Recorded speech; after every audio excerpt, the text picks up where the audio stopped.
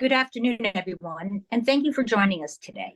My name is Regina Carleglio, and I am the Director of Membership at Jewelers of America. I am very pleased to welcome you to the latest episode of My Next Question, National Jeweler and Jewelers of America's co-branded webinar series.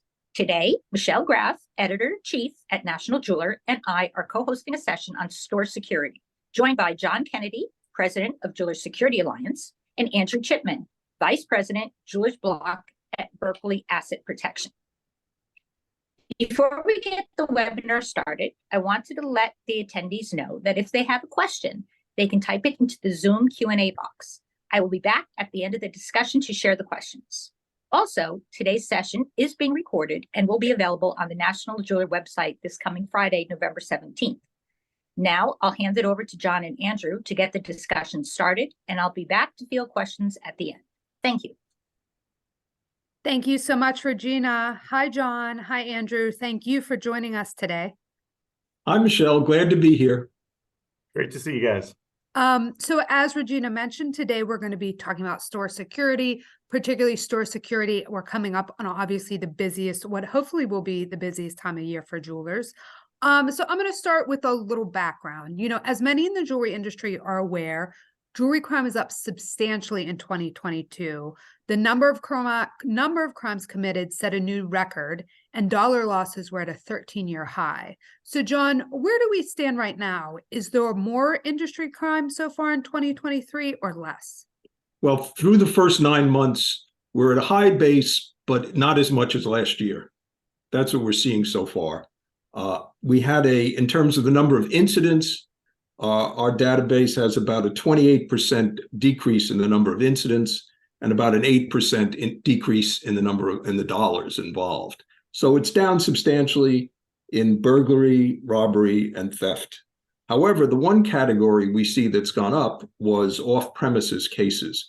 That would include traveling salesmen and trade shows. And we've seen a very substantial increase in the losses from those types of losses. Interesting.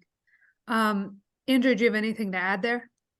I would just back up what John had to say, and thanks to National Jeweler for the opportunity to discuss this really important matter with all the jewelers that are taking part in today's call.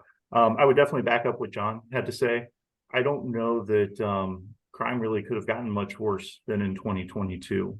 So I would tell you that 2023 definitely has it seems to be a little bit of a lull, but I still think that there's still several troubling things that are taking place out there in the industry.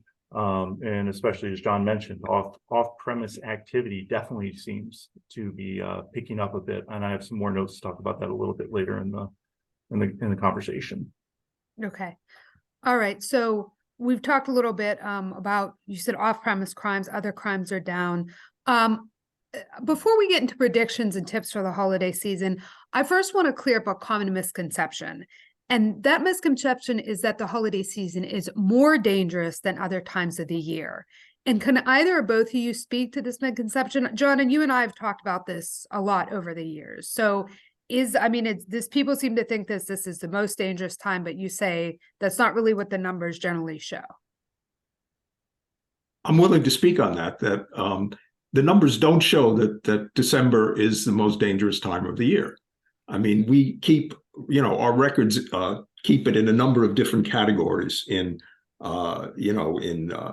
smash and grabs and burglaries, grab and runs. And December never comes out number one, ever. And, for like smash and grabs, May is the highest in 22, for example. And in burglaries, it's just, December comes in third or fourth. And grab and runs, it comes in the second from the lowest, which would be interesting because the stores are the most crowded and maybe people are a little more scared of doing it with so many people around. I don't know. I mean, that's just speculation. But I mean, it is the second lowest on grab and runs, not the highest. So, we don't like to lull people into a sense of complacency, but you do have to go with the facts. I mean, it's dangerous all year.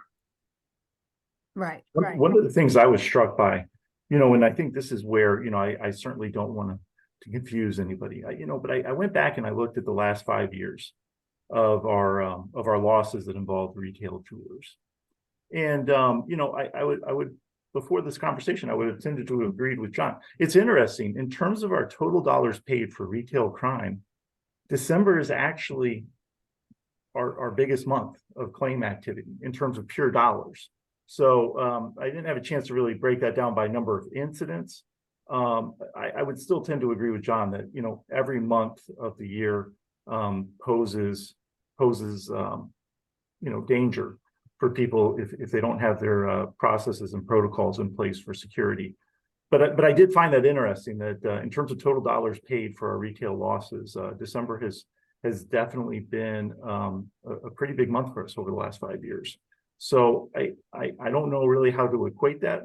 I think it's just important that regardless of the month, people have a good security plan with their employees and are really always stressing the importance of the security protocols that they have in place. Yeah, I wonder, Andrew, too, because you're speaking of dollar losses. I wonder if that wouldn't be true that people get more high value pieces in around the holidays. Absolutely. They get, something to show off, or they have more inventory in their stores. So there's more to take because they're stocking up for customers. Maybe that's why that is. But I think, John, you make a good point. Somebody wants to do a grab and run. They probably don't want to try to run out through a crowded mall. You probably want to do it at a time when there are fewer people around. Yeah. Also, with respect, Andrew, the numbers that we have would reflect a much broader variety of locations than your insureds would indicate. I mean, we're in the department stores, we're in the uninsured, which are the uninsured are plenty of people out there. So it's like it's not totally comparable. I totally agree. I found it interesting, but I would agree with Michelle and John that I think that regardless of the time of the year, security should be really top of mind for everybody as they're going into business. The fear here, or not the fear, the circumstances that at the holidays people are more harassed. They're definitely busier. They're working longer hours. You have more inexperienced personnel possibly working there. So, I mean, risks are up in that sense. If you're working very hard and you're working very fast and you got a lot of customers in the store, you're going to be less careful. So it is a time to be very cautious and very careful about what you're doing. Yeah. So I want to talk a little bit. So when it comes to crime, both in-store and off-premises, what are your top concerns for retailers heading into any holiday season, not just this year, but any holiday season? And what crime prevention tips can you share around those concerns? Andrew, do you want to go or no? Sure. I would just say that what strikes me, especially this year, and I think it's been, for the last couple of years, what's really struck me is just how violent some of these incidents have become over the last few years. The amount of incidents where I've seen firearms involved, cars being used as weapons to smash through stores. These are things that have always been present, but not to the frequency, at least in my opinion, that you would have seen pre-2020. So I think that the degree of just violent incidences has really been on the rise. And so I think it's just a matter of trying to, in terms of tips, it's really just trying to work together with the insurance company, with your insurance agents, with security companies and alarm companies to really develop a comprehensive security plan and realize that, there does need to be some investments in security that maybe 5-10 years ago you wouldn't have needed to consider, but there's just a very dramatic rise in what people are willing to do to commit crime against jewelry stores in today's world. John? I would back up what you say that, pre-COVID, I mean, we didn't see 100 smash and grabs in a year, and now we're seeing 100, 120, 150, and it's just, in California, it's just out of control altogether. I mean, the retailers are crazed out there, the jewelry retailers, because of the tremendous prevalence of these smash and grabs. I mean, in terms of advice, our advice with, smash and grabs would be don't resist. Don't start fighting back. the person has a sledgehammer in their hand, and I don't think you want to like fight with them. And They may also have a weapon. Yeah, we have actually seen a sales associate, not in the last year, but in the past, in a smash and grab, be killed. So you got to be very careful, and you don't want to resist, and you want to rely on your insurance. You were asking about what are the concerns we would have, over the holidays. That would certainly be, one of the main ones would be violence and stuff. But we're also seeing tremendous number of distraction thefts.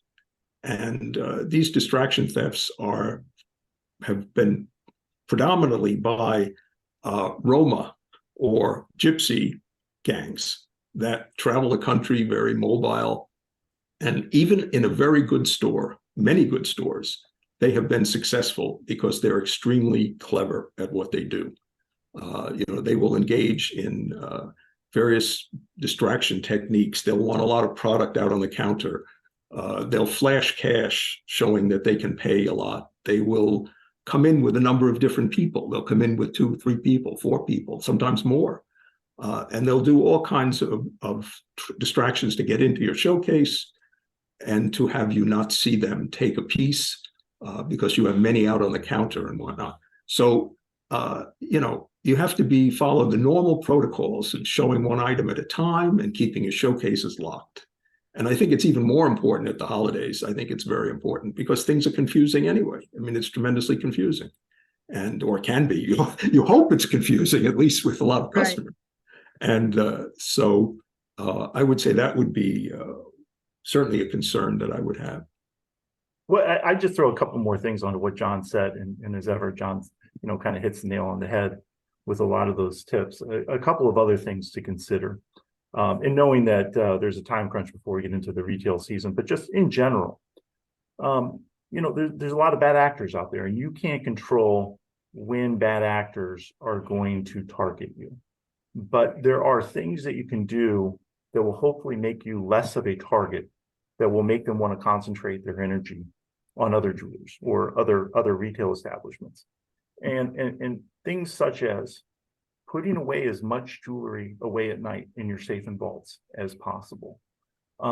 Investing in having a good amount of employees on the floor when you have people come in, kind of a safety in numbers type of mentality. And really just, I can't recommend enough to make investments in showcase lamination. There's no doubt that you can't stop somebody once they're in there, but if you can slow them down, they're looking to get in and out as quickly as possible.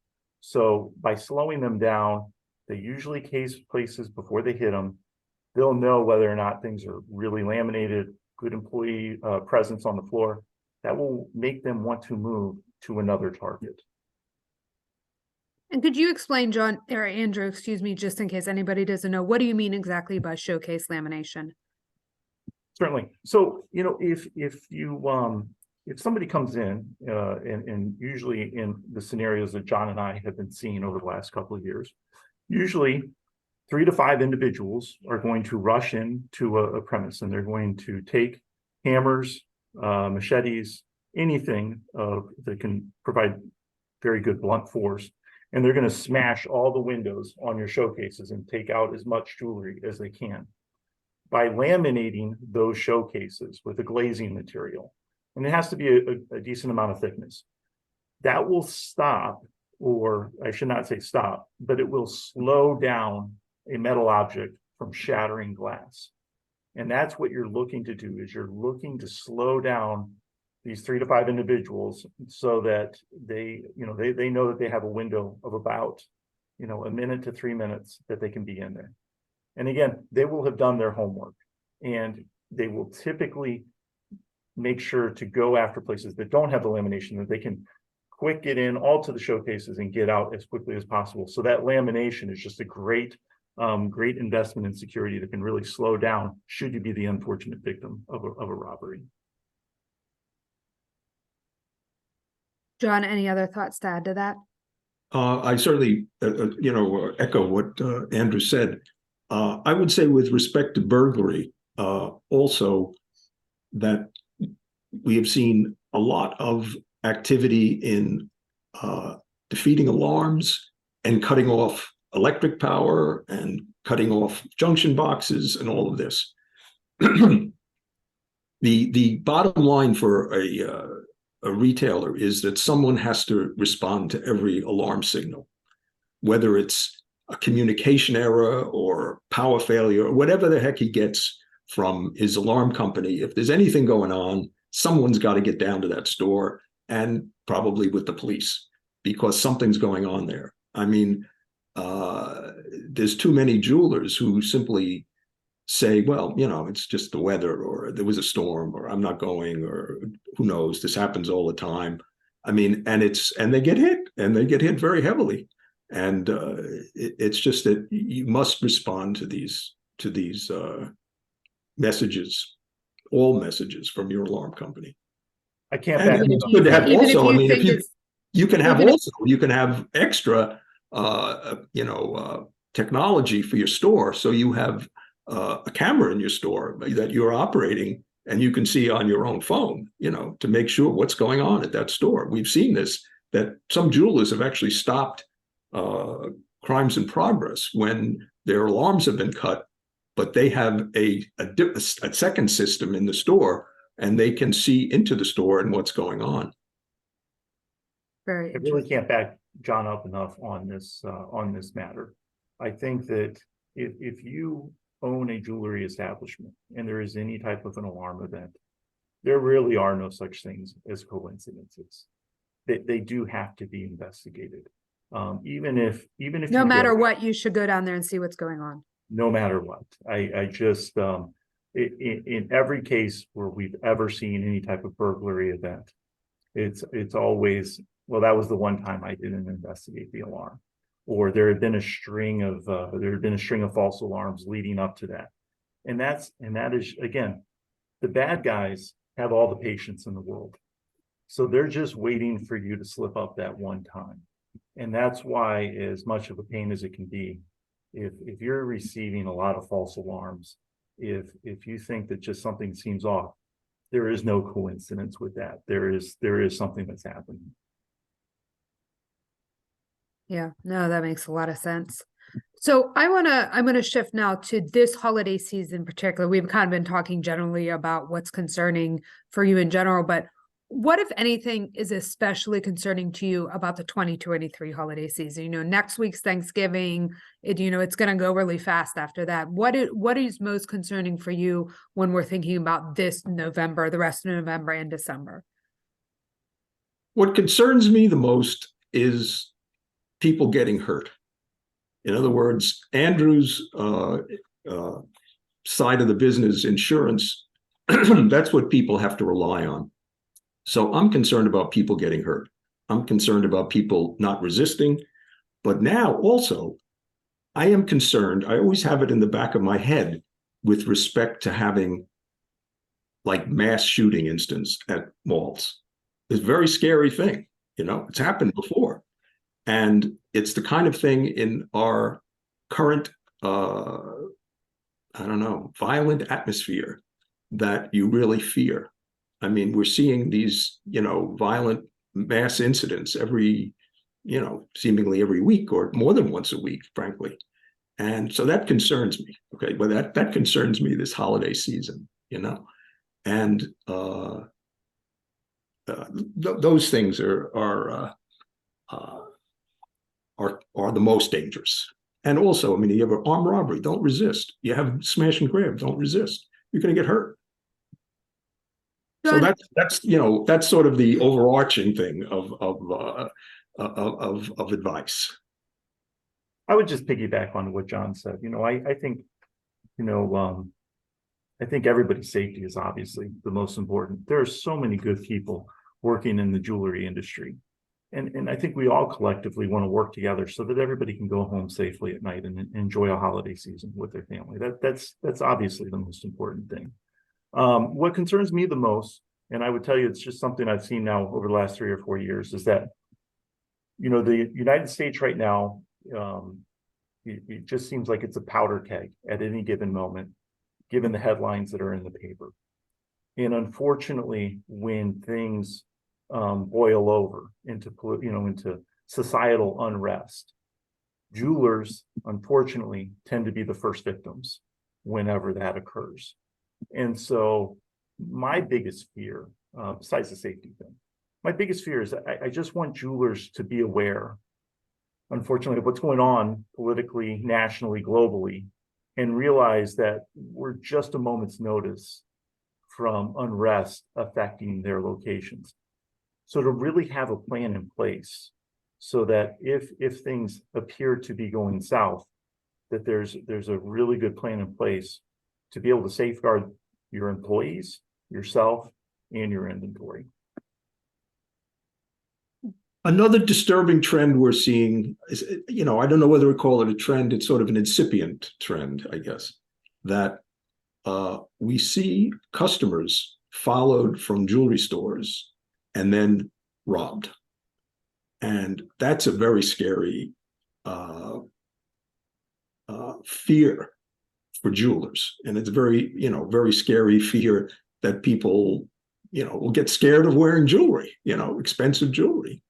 And I don't know what, the retailer can actually do about this. He's certainly not going to warn his customers, I don't think, that, you better be careful when you leave here. But, he can, and we've seen this, that we've had jewelers, they have cameras outside their store, focused on the outside, going outside. Like And the parking lot area where the people parking lot and that sort of thing.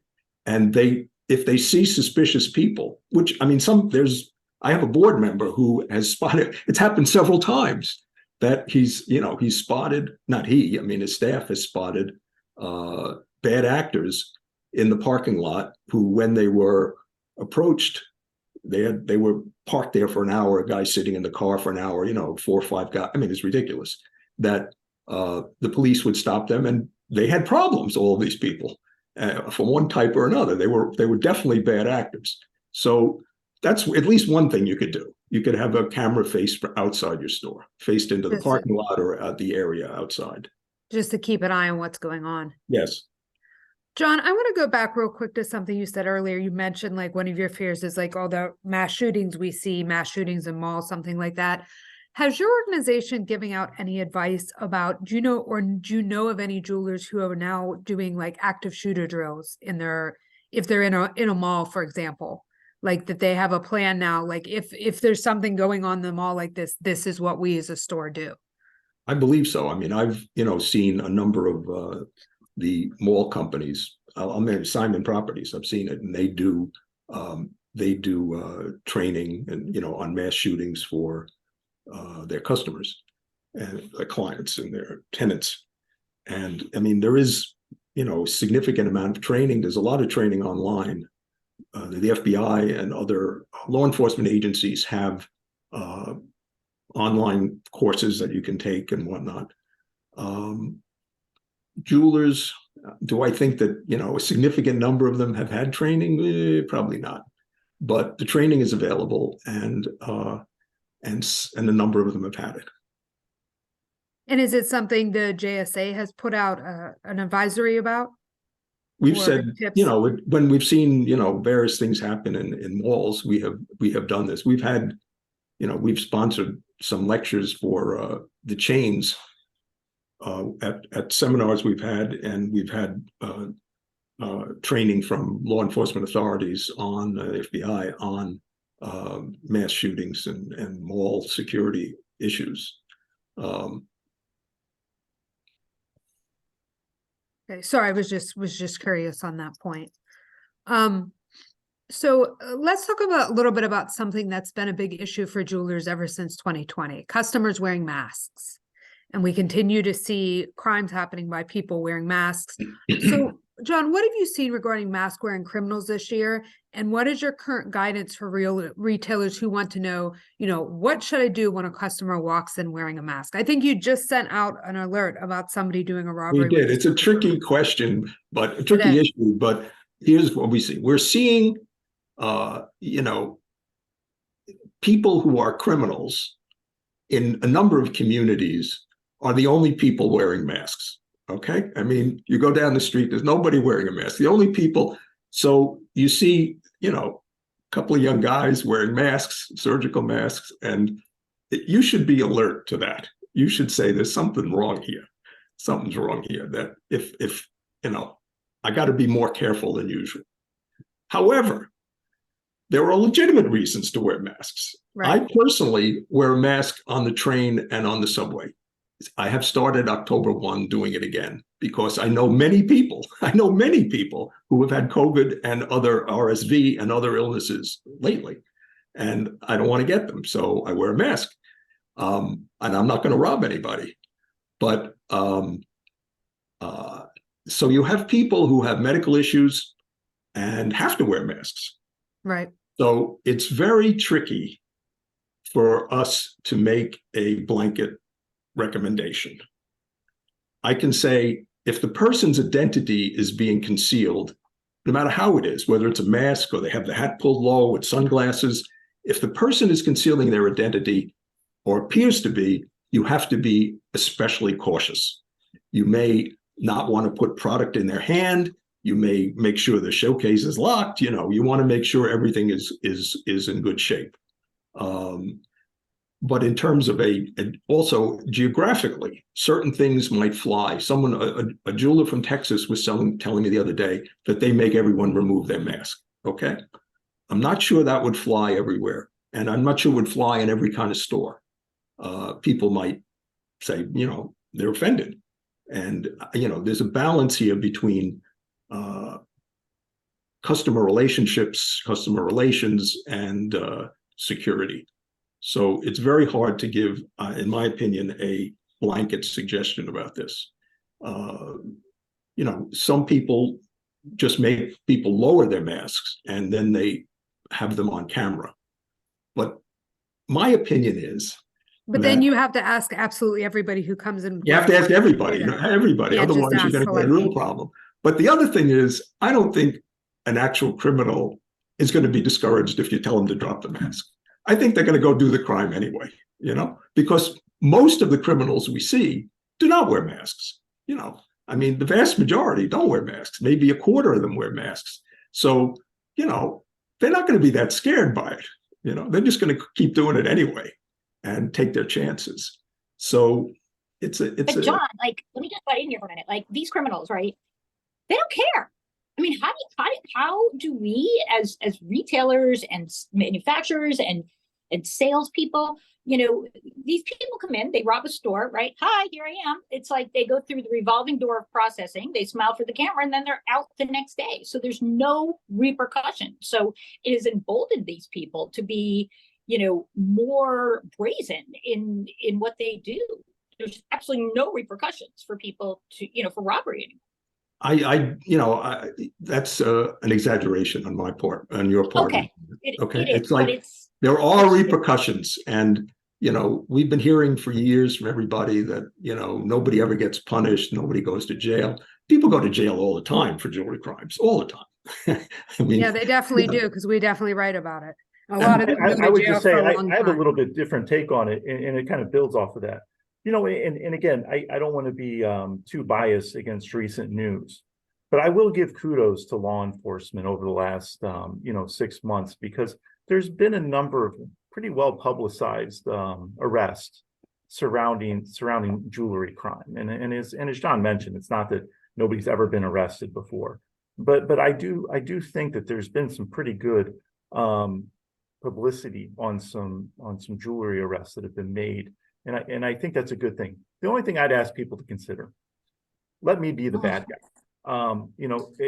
As an insurance company, if you're trying to protect people's safety, protect goods, it is absolutely okay to say that we're the bad guys and we're making you do something to customers to be more safe. I have a little bit of a different take on it. I think that there are ways that you can build into your scripting with customers to respectfully ask them to remove their mask prior to doing any serious type of shopping at your store. That does assume that you have a good CCTV system that is backing up to the cloud or an off-premise DVR, right? But I think that there are ways that you can build that in. Now, does it matter? I don't know, but by having a good facial capture and then deciding to do it, it certainly allows law enforcement to investigate it that much further than had you not done anything at all. Just my take on it. So, Regina, I will agree with you about one thing, though, that there are certain jurisdictions in the country and even whole states that, due to some of their new rules, their new laws and regulations, have allowed too many people to go without punishment. Okay, so I do agree with that, but there's still tons and tons of people being arrested. Occasionally, I am astounded by the sentences they'll get. I mean, if you go down to Texas and you go down to Louisiana, you go down to Florida or something, you're gonna get 10 to 15 years for doing this stuff. You might get more. Yeah. And there's a lot of people who are getting this. Particularly if you use the gun. But then it's, I do hear it a lot about California. People complain very much about the bail laws and the levels of, Well, the same thing in New York City and too. everything like that. So I agree that there's a problem, but there's still tons of people being arrested. And law enforcement in my opinion, has never been more active and aggressive in trying to deal with the problem. But it's like, if you take smash and grabs, what are they dealing with? They're dealing with not a small gang of 4 kids. They're dealing with like the hundreds of people possibly, Right. And it's tough. And it's just, you got to track them down. The gangs aren't the same. And it's like 2 guys are with this one, 3 guys come in over here. It's all mixed up. It's very difficult to investigate them. These kids that may be 18, 20 years old, 21 years old, it's very difficult to find them. It's a little easier when you have, some of these distraction thieves that, go from place to place to place. I mean, there's not hundreds of them, there's a lot, but not hundreds. And, you can kind of focus on them. And JSA tries to have law enforcement focus on individuals that we think have committed multiple crimes. And law enforcement is ultimately successful. They don't do it right away. It's not impossible. It's not possible. Right. They eventually get them. They eventually get a lot of people. What about, you talked about a lot at the very beginning of off-premise crimes. And I know a retailer does not want to say, to their shoppers, hey, you're going to get targeted when you leave, right? So what are some things or some best practices that retailers, not only for them, for their associates and for their shoppers, what are some best practices that they could have for their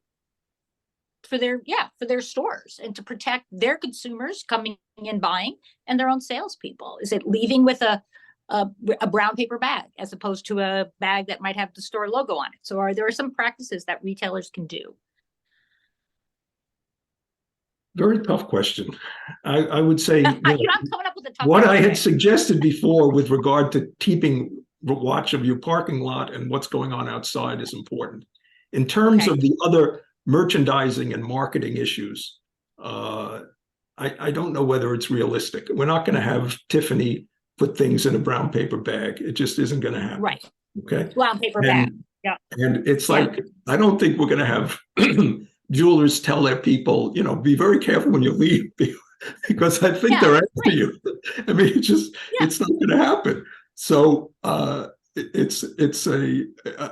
also let me point out that the off-premise figures that we mentioned have nothing to do with civilians or non-jewelers. We're only talking about jewelers being, and we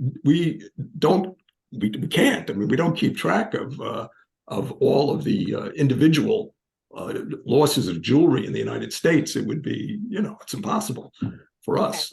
We have enough time just to try to do jewelry losses. What would I recommend? I don't know. I mean, if they really know the person well and they're a good customer, and then, maybe they could have a little chat with them about being. Our advice is that people should always be prudent about wearing jewelry in public, expensive jewelry in public. Not that you don't do it, but that you're prudent about where and when you do it. And As you put in a recent alert, not every situation calls for the most expensive watch or the most expensive diamond necklace or diamond earrings that you own to be Yeah. worn to. yes, I see that you're a careful reader of these alerts, Michelle. I don't Well, need to one wear of a the things diamond that- necklace one of at the home things to that I feed might my offer cat at is- night. Sorry, Michelle. One of the things that I might offer, and it kind of goes back to what John had mentioned before, is I think that, without having to alarm your customers, but I think having a camera system that monitors the parking lot for retail jewelers that have storefronts or that are in strip malls, I think that is a viable option to consider. Again, bad guys are aware of those types of things, and if nothing else, having employees just periodically scanning the parking lot, tracking suspicious activity. I'm not sure about you, but where I'm located at, I was caught off guard when there was a car that was parked in the back row of my parking lot, and I happened to notice that the person was on the phone, and I walked by a half an hour later, and they were still there. And that raised a certain amount of an alarm, and I think you can take action as long as you're being aware of the surroundings. So it's just asking employees to be, occasionally monitor what's going on in the parking lots is never a bad idea. Also, you can just have somebody watch people as they go to their car and see if anything happens, and when they pull out, to see if anybody's following them or anything's going on. You don't even have to tell the person this. You can just do it on your own, Right. And see what's happening, and then alert the police or whatever you're going to do. Which we've had. I mean, we've had people do this, and they've alerted the police, and they follow them, and they whatever. I'll just build off of one last thing. John mentioned the off-premise type of losses, and not really thinking about civilians for a second, but thinking about jewelry professionals, right? I think that for a long time in 2020, 2021, even 2022, there weren't a lot of jewelry salespeople out on the road. And now that, that part of the business is coming back to some extent, the bad guys are not dumb, and they are aware of that. So, as it relates to jewelry professionals that are out on the road, I would just put out a reminder out there. The bad guys are using technology in ways that we've never seen. We recently had a jewelry salesperson loss that occurred 2 weeks ago, where we found a GPS tracker on the salesperson's car, and he was not aware that was attached to the car. So you do have to up your game a little bit. It's not just walking around your car and looking for a flat tire anymore. It's maybe giving your car a true once over to make sure that there's no additional equipment that's been attached to a tire well or the underside of your car. Make sure that you're not being tracked. So those are things that you really have to think about if you decide to travel with jewelry. Years ago, salesmen used to say to us, "Oh, they couldn't have followed me. They must have had a tracker on my car." And we told them, actually, it's not true. They followed you and you just didn't see it and you weren't paying attention. But now when they say that, I said, well, maybe they do, because it's more prevalent, Andrew and John, are these trackers big enough that you would notice them? Yes, if you look, you can see them. They're not huge, but they're, you can see it. But I mean, you have to see it by getting under your car. So that's not too easy, If you're in a suit or, business clothes, I mean, what are you going to do? Crawl along the ground and look under your car? And so Get one of those mirror things. I'm always going to offer kind of, realistic things, right? I don't know that it's realistic to expect everybody to give their car a true once over every time they come back out. Right. But at least on a daily basis, it's not a bad idea to at least look for things that may have been placed there without your knowledge. But I don't think you have to go overboard with it, but at least a daily once over is certainly not going to hurt. So the thing is, you have to be watching. Are you being followed also? I mean, other people after you. I mean, Exactly. Right. And be very careful about taking product home. Don't take it home. And that sort of thing. I mean, jewelers may be at the holidays, but maybe they're delivering things to people or whatever. I mean, it's all dangerous. They have to make sure they're not being followed. And there's special events, retailers have special events at the country club or wherever it may be at the holidays. And, they have, a lot of extra risk.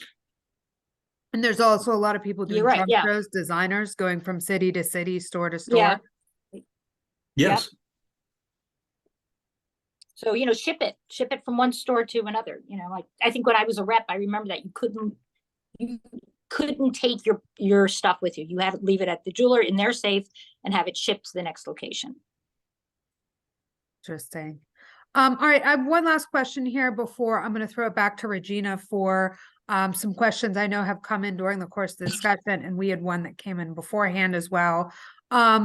Andrew and John, what are your final thoughts about safety and security this holiday season, and how do you think the year will end for the jewelry industry? I think that I have, in my 30 years of looking at it, I have never seen jewelers so scared of crime as they are now. I see them, you can't find any jeweler who's not scared of crime. And I hope that results in a more attention, as Andrew said earlier, your consciousness, your awareness of what's going on. I hope that translates into caution and care in what you're doing, keeping the showcases locked and all of those issues. Where do I think we'll wind up the year? I think we'll be at a very, very high level, but not as high as last year, but higher than, the recent past. 2019 pre-pandemic, basically. Yeah, I mean, I think it'll be more than 19 and 18. You go back, I mean, and the types of crimes, some of the categories will be way higher than any other time in the past. Such as distraction thefts, by high-end distraction thefts, and such as, burglary, alarm defeats, and things like that. I think we'll be at very high levels, and smash and grabs for sure. Maybe not as much as last year, but certainly much more than any previous year in my memory. So people have to be careful, and especially careful due to the high level of crime that's going on. Andrew, final thoughts. Yeah, final thoughts. I would just say that first and foremost, I hope all the retailers out there and any jeweler, just has a really prosperous, 2023 holiday season. First and foremost, I wish you guys nothing but the best success when it comes to that. As it relates to security, again, as we've talked about, just having the awareness raised, and I think it's getting there with most retailers. I think that's a big part of this. I would always tell people, trust your gut. Most times after a claim event, the jeweler knew that there was something developing. Trust your gut, and don't be afraid to act upon it. Is embarrassing as that may be from time to time, I think more times than not, you'll be thankful that you did. Consider spreading out inventory a little bit more than in years past, so that you don't have one specific area of your store as a target. Consider hiring an armed guard, not every hour that you're open for business, but periodically during the holiday season. Just even that appearance of bad guys not knowing when there may be an armed guard there or not can really be a deterrent for them wanting to act any further with you. So I know that that's an additional expense, but a lot of jewelers, given the climate, have used that and have expressed that they definitely, it's increased their feelings of being a little bit more well protected. And again, just really try to put as much jewelry away at night as possible right now. I know that leads to some increased labor costs, but you don't want to be out missing inventory because of a disastrous loss and not being able to sell to your customers. So just especially during this time of season, it's really good to put away as much as possible. I have something also. I think that make sure that your insurance limits are okay with respect to excess inventory or additional inventory you might be bringing in for the holidays because you'll be busy. So I'm just giving that business to Andrew. Make sure your limits are high enough and that you're covered. Great idea. I'm going to throw in a couple things because, I go out to jewelry stores quite often myself. And, this is a little bit, John, I think we talked about this in our summer webinar, but I will tell you something. I go into stores and it's very easy to get behind the cases. And make, that really should be impervious to anybody. I've seen many times sales associates will leave the door, open to the, behind where the sales cases are, or you can get in from a side entrance. So, I will say to retailers, make sure, because once they do, you're really opening yourself up, for just a slurry of things to happen. So that's a little thing, but important. And another thing, if you are a Jewelers of America member, every Saturday morning we post Security Saturday, and it's 3 tips that you can share with your staff, your Monday, your Saturday morning meeting. 3 things just to be aware of and you can find them online to come to Jewelers of America. And again, just 3 little things just to be aware of, just to reinforce with everybody, make it part of your Saturday morning meeting or your Monday meeting, your group meetings, how to make the store more secure.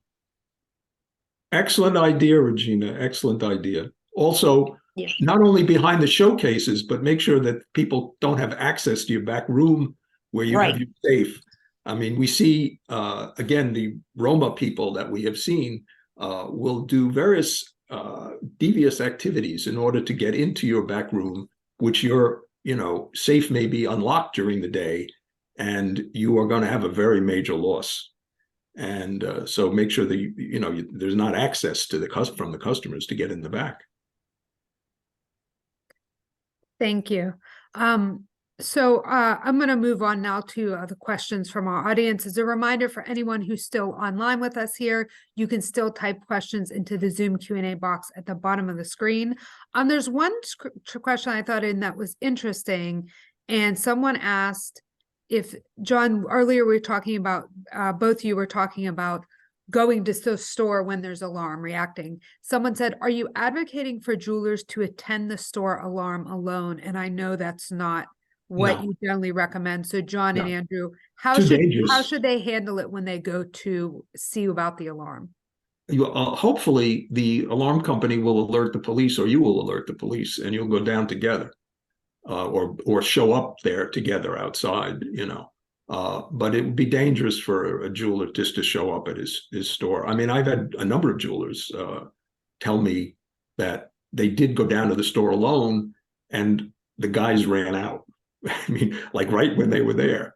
I mean, that's dangerous. I mean, who knows what these crazy people will do, And so, yes, you have to have somebody, you have to have a cop with you probably, or a guard. I mean, you don't have a guard very often, but you're going to have a cop with you. I think that's why it's so important to have to try to really foster a good relationship with your local law enforcement, because those are the times where it can kind of come in handy to be able to ask them for assistance when you are investigating that. Because one of the things that everybody has to remember, especially with the number of rooftop burglaries that there are, but just to drive by the store and peer in and look to see if everything's okay, really probably doesn't cut it in today's world. So you probably want to work with your local law enforcement, have a good relationship with them, so then that way they can assist you actually going into the store to make sure that nobody has gotten in from the front or the back or from up top. Okay, thank you. There's also a question in here. We talked a little bit about, putting merchandise away at night. Andrew, I think that's a great tip. So what somebody was asking, what about emptying all the cabinets, putting high-end items in the safe, put low-cost items out of sight at least, and leave a cabinet light on to show the cabinets are empty? And I know, John, you have also thoughts about not covering cases at night. Yeah, I mean, all of the things that you said are correct. I mean, that's good. And also not covering them. But, everything should be out of sight at least, at a minimum. And that would be even your low-end product should be out of sight, because what can happen is that people, they don't know that from the outside. And, you'll have these 3-minute burglaries, the ones that aren't really planned. You can have a guy with a rock, throws it through your window, and then winds up wrecking your showcases and causing havoc inside. And, you say, well, I'll only lose low-end merchandise, but you'll have the store will be a mess and have to have a lot of repair, and you'll be out of business maybe for a day or two. So, low-end product is still a magnet for criminals, and it has to be out of sight. I think those were great ideas. To concur with John, I think that you're only inviting trouble when you cover your showcases with cover them up at night with sheets or whatever. Right. Okay.